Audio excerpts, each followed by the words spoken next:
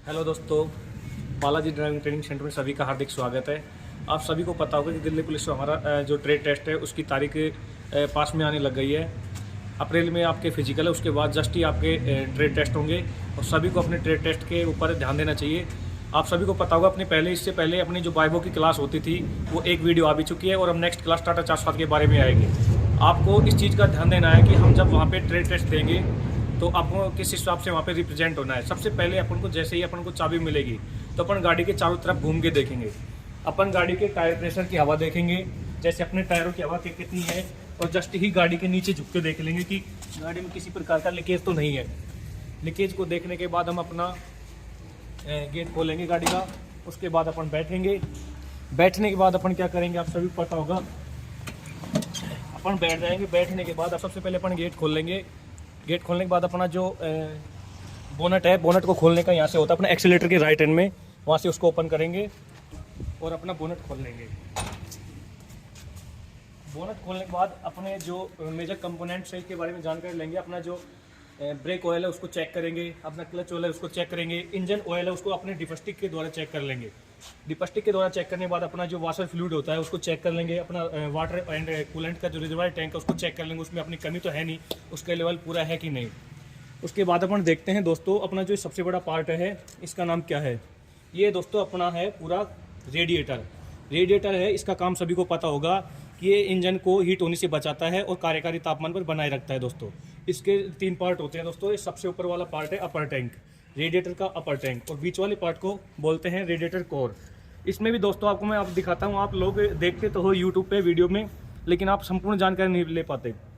अपने जो आडी टेढ़ी होती हैं ये फिन्स होती हैं आडी वाली, और जो खड़ी वाली होती है, खड़ी वाली इनको बोलते हैं ट्यूब्स। जो अपना अपर टैंक से लोअर टैंक की तरफ जो पानी जाता है वो अपने ट्यूब्स के द्वारा जाता है, और अपनी फिन्स होती हैं उस पानी को ठंडा करने का मददगार करती है। दोस्तों इस पूरे पार्ट को बोलते हैं रेडिएटर कोर, और सबसे वाले नीचे वाले पार्ट को बोलते हैं अपन लोअर टैंक। जो अपना गर्म पानी होता है इंजन के द्वारा, जो गर्म पानी आता है वो अपने अपर टैंक में स्टोर रहता है और ट्यूब्स के माध्यम से नीचे फ्लो करता है, और अपने लोअर टैंक में स्टोर रहता है वो, क्योंकि उसका जो फिन्स होती है वो ठंडा कर देती है उसको। इसमें क्या डलता है सभी को पता होगा, अपना कूलेंट डलता है और पानी का मिक्सचर।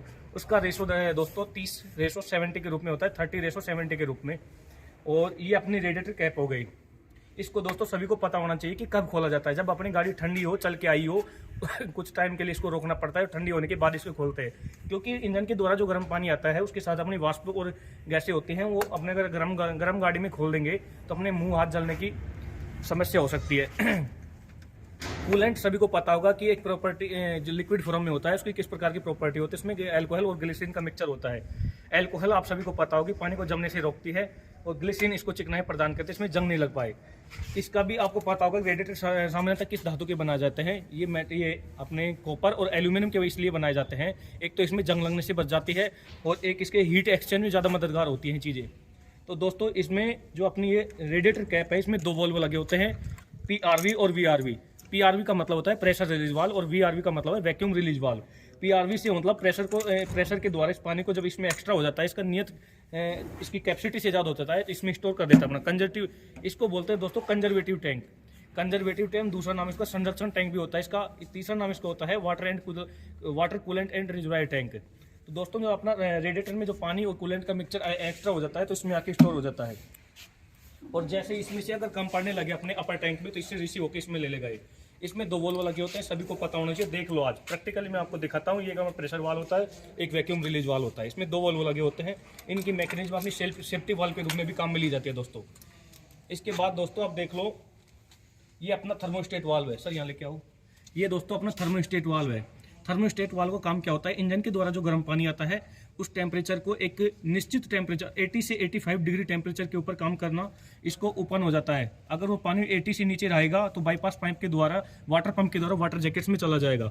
अगर उस पानी का टेम्परेचर 80 डिग्री से ऊपर रहेगा तो अपने अपर टैंक में आके स्टोर हो जाएगा, और वहाँ पे अपना जो ट्यूब से है उसके माध्यम से नीचे जाएगा, फ्लो करेगा। इसके जस्ट पीछे क्या लगा होगा सभी को पता होना चाहिए, रेडिएटर फैन लगा होता है जो कि हवा को बाहर से अंदर की तरफ खींचता है। ये अपना रेडिएटर फैन है दोस्तों।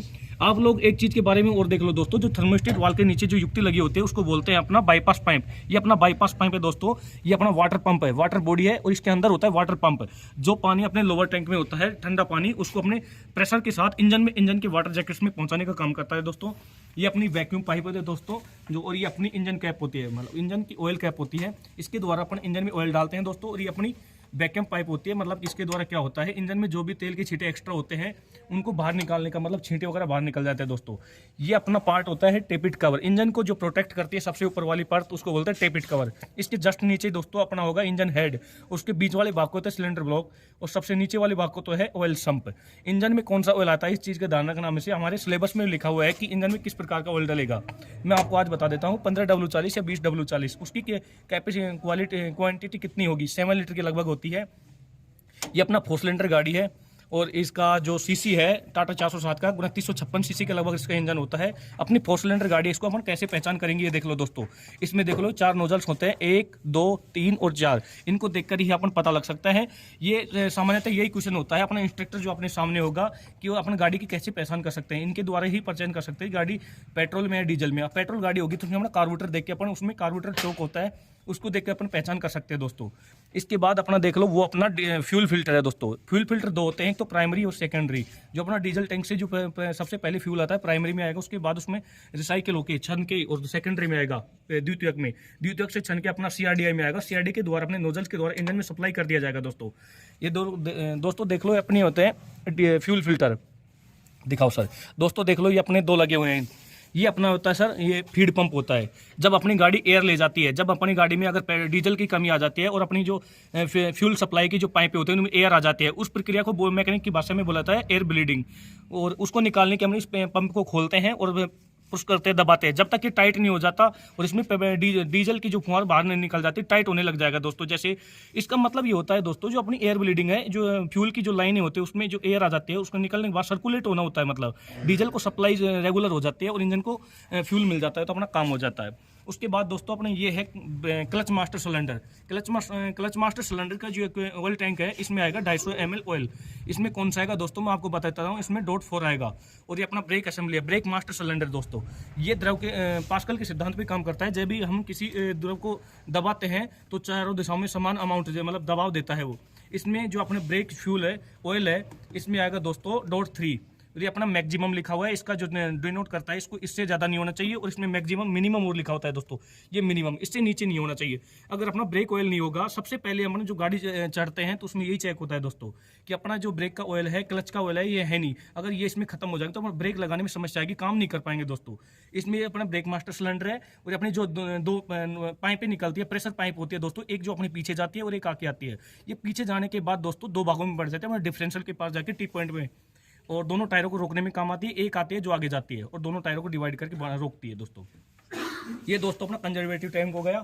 ये अपना वाशर फ्लूइड हो गया, जो अपनी जो वाइपर होती है उसमें जो फ्लूइड पानी जो स्प्रे करता है, इसमें दोस्तों एक मोटर लगी होती है। देखो जब यहाँ पर वहाँ से स्टीयरिंग के पास से जो अपना लेफ्ट हैंड में होता है, स्टीयरिंग के लेफ्ट हैंड में, उसमें जो अपनी कमांड होती है वाइपर कमांड, उसको जैसे ही क्लिक करते हैं तो इसमें वाशर फ्लूइड होगा, पानी ऊपर स्प्रे करेगा नोजल के द्वारा और उसको रेगुलेटरी करता रहेगा दोस्तों। ये अपना देख लो, ये अपना फ्यूल, ये अपना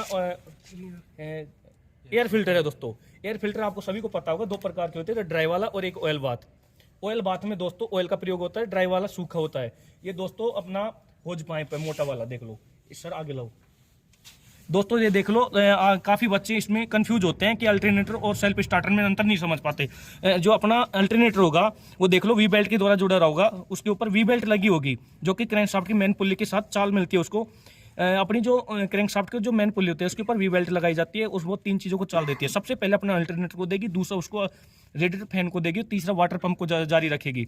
ये अपना अल्टरनेटर दोस्तों, ये यांत्रिक ऊर्जा को विद्युत ऊर्जा में ट्रांसफर करता है, एसी को डीसी में, डायरेक्ट करंट में दोस्तों। नीचे अपना रखा है सेल्फ स्टार्टर लगा होता है कि जो अपनी जो क्रैंकशाफ्ट की जो पहले में उसके क्रैंकशाफ्ट की जो अपनी वो होती है पुली, उसको क्रैंकशाफ्ट के ऊपर अपनी फ्लाईव्हील लगा रहता है, फ्लाईव्हील के ऊपर अपना रिंग गियर लगा होगा।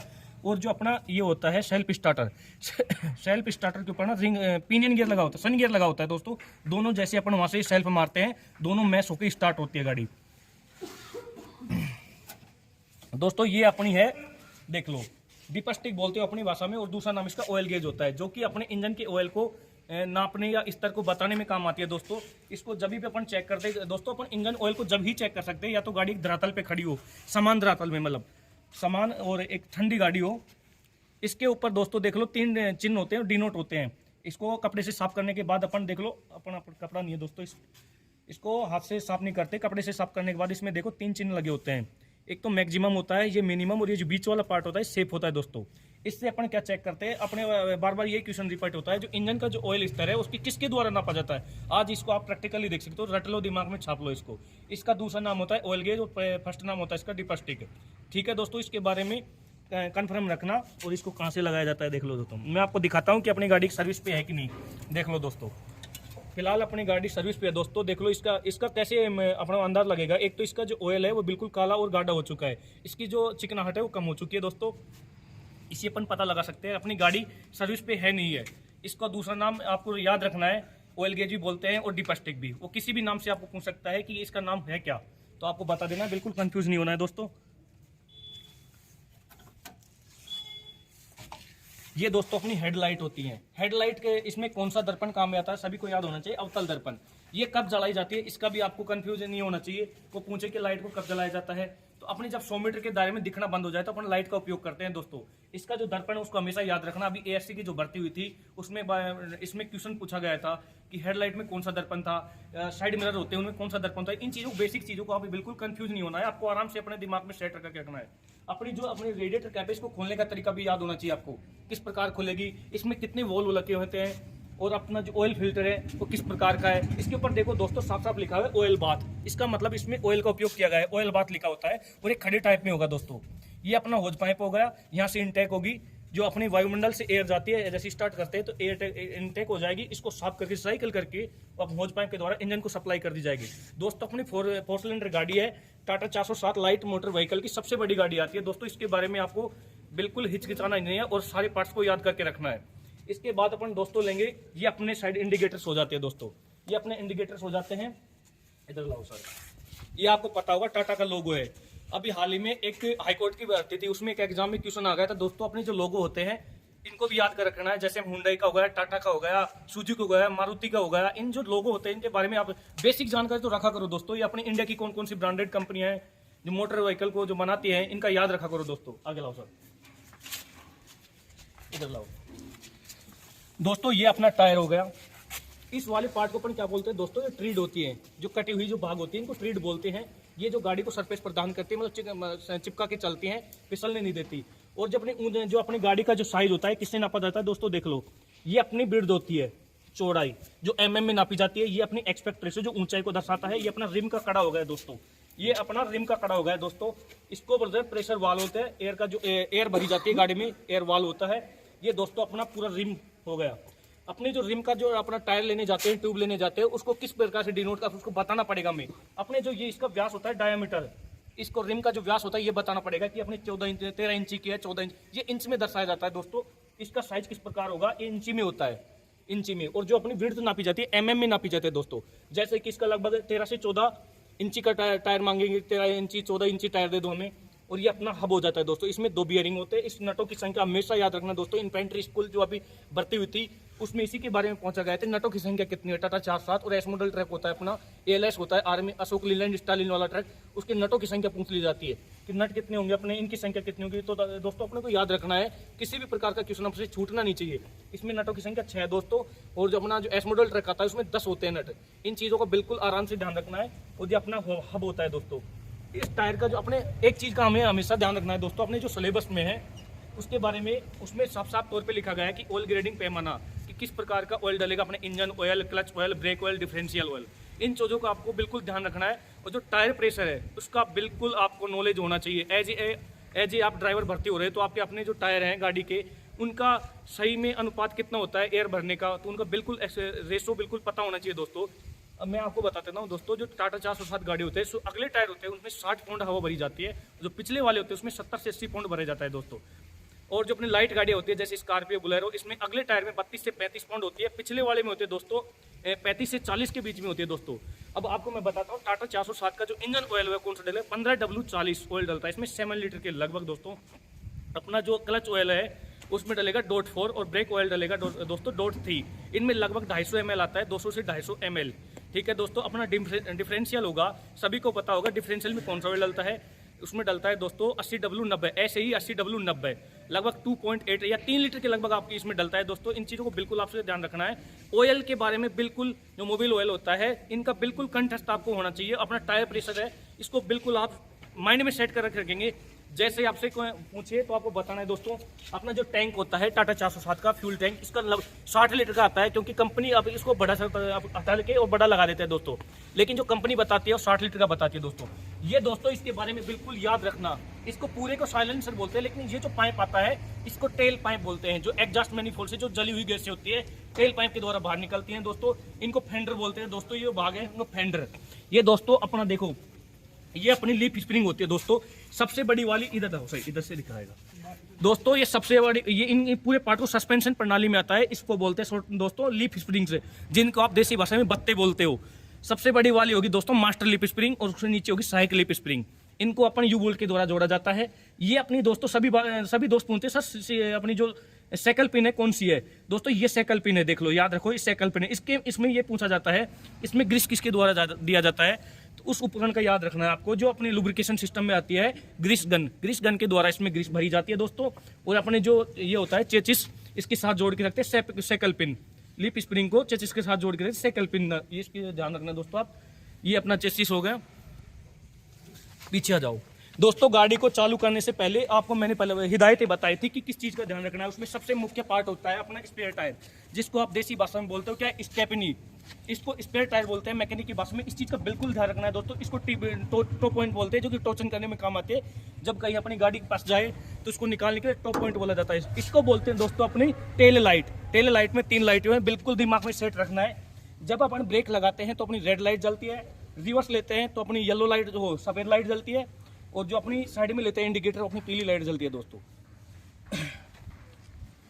दोस्तों इस चीज़ के बारे में ध्यान रखना है आपको। सर ये दिखा दो एक बार, इस चीज़ का रिफ्लेक्टर का ध्यान रखना। अपनी जो कमर्शियल गाड़ी होती है इनमें ध्यान रखना है कि रिफ्लेक्टर लगा होना जरूरी है बिल्कुल। ये मोटर व्हीकल में भी लिखा हुआ है कि जब रात के टाइम में अपनी गाड़ी चलाते हैं बिना लाइट की जो प्रदर्शित होती है अपनी गाड़ी, इसके ऊपर लाइट जलती है जैसे प्रदर्शित है, ये रिफ्लेक्टर होता है कि दोस्तों जब इसके ऊपर प्रकाश डालेगा तो ये ऑटोमेटिक चमकेगी दोस्तों। दोस्तों इसको बोलते हैं अपने प्रोपेलर शाफ्ट। ये अपना स्लिप जॉइंट हो गया दोस्तों, ये स्लिप जॉइंट देख लो, किसी को नहीं पता होता, आधी सी जानकारी लेके आप रह जाते हो। इसको स्लिप जॉइंट बोलते हैं दोस्तों। ये अपना यूनिवर्सल जॉइंट है, और पूरी को बोलते हैं प्रोपेलर शाफ्ट है। ये ट्रांसमिशन सिस्टम का भाग है दोस्तों। ये अपना यूनिवर्सल जॉइंट है। ये अपना डिफरेंशियल है, देख लो, हांडी टाइप में होता है। इसके नीचे ड्रेन प्लग लग होता है, जो इसमें ऑयल होता है उसको निकालने के लिए ड्रेन प्लग लगाया जाता है दोस्तों। ये अपना यूनिवर्सल जॉइंट है, और अपना रियर एक्सल है दोस्तों।